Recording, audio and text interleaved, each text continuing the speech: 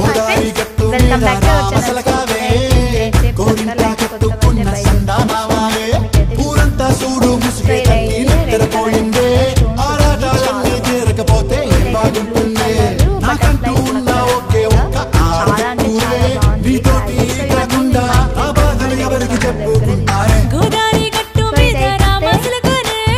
Green colour చాలా అంటే చాలా బాగుంది. పెద్ద ప్లక్కర్ హెయిర్ చాలా పడుతుంది.